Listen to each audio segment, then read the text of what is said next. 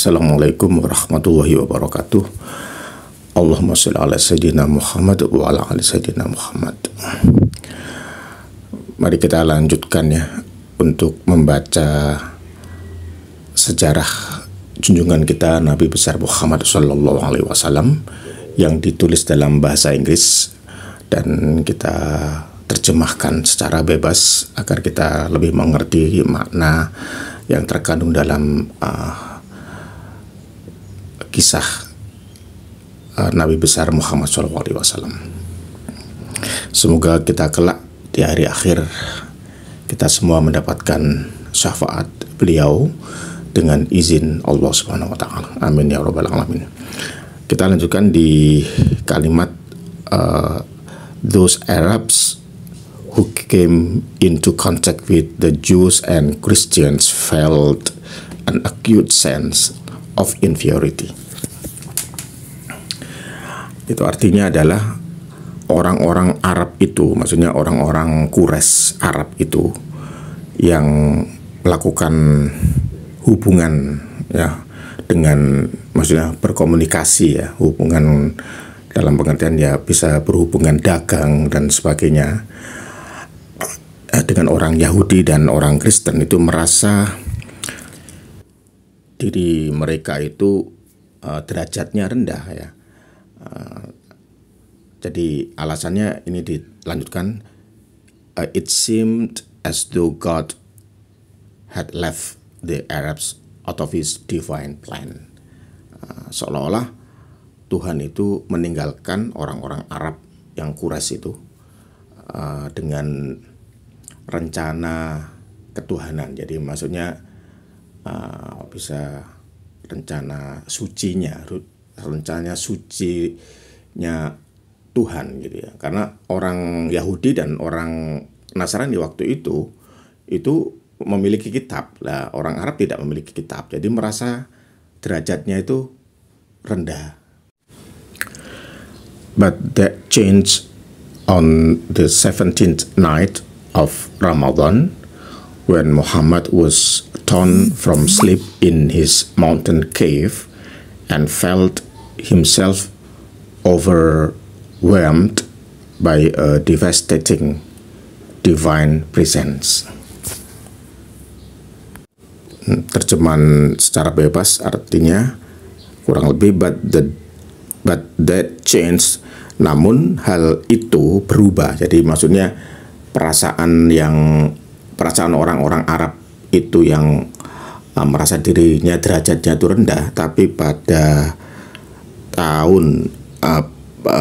tanggal 17 Ramadan malam, pada malam Ramadan tanggal 17 ya gitu ya, 17 malam Ramadan, hal itu berubah.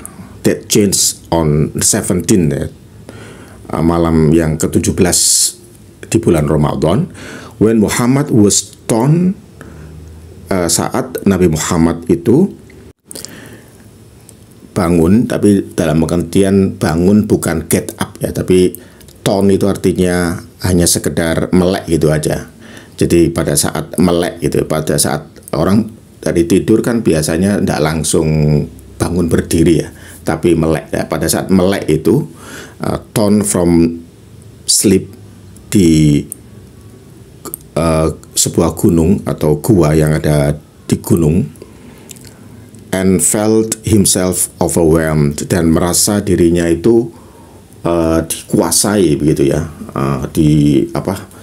kayak didekap gitu ya. Jadi overwhelm itu sampai gak kelihatan gitu ya. Jadi didekap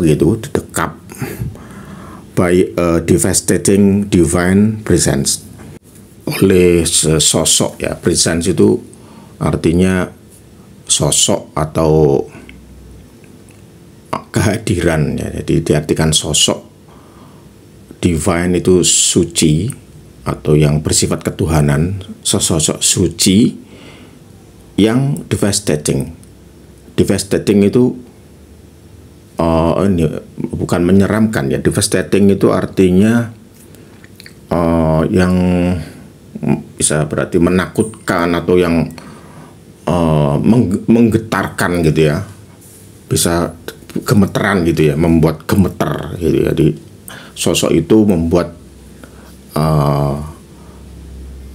Nabi Muhammad itu gemetaran gitu. Jadi arti sesungguhnya itu adalah merusak ya, tapi di sini artinya gemetaran. Nah, kurang lebih seperti itu ya. Nah, kita lanjutkan. Later he explained this ineffable experience. Kemudian beliau Nabi menerangkan pengalaman yang ineffable artinya yang luar biasa ini, atau yang nggak bisa dilukiskan ya. Jadi ineffable itu pengalaman yang nggak bisa dilukiskan ya, repot dilukiskan, bagaimana cara menggambarkannya itu. Jadi ineffable, akhirnya Nabi itu menerangkan diseffable atau pengalaman yang tak terkatakan gitu ya, ini yang luar biasa inilah gitu ya, kalau bahasa Indonesia yang sangat luar biasa ini, sangat luar biasa ini, by saying that, dengan mengatakan that angel had enveloped him, seorang malaikat telah mengamplopi, jadi maksudnya itu telah menyelimuti gitu ya, telah menyeliputinya in a terrifying embrace, dengan satu pelukan yang sangat menggetarkan gitu ya, suatu pelukan yang sangat menggetarkan, so that it felt as though the breath, seolah-olah rasanya nafas itu was being forced, ditekan dari dalam tubuhnya. Jadi mau bernafas itu Nabi itu agak susah juga ya, karena didekap erat gitu ya, dirangkul atau dipeluk erat ya sama malaikat, malaikat Jibril. Nah, seperti itu. Tapi di sini tidak disebutkan nama malaikatnya.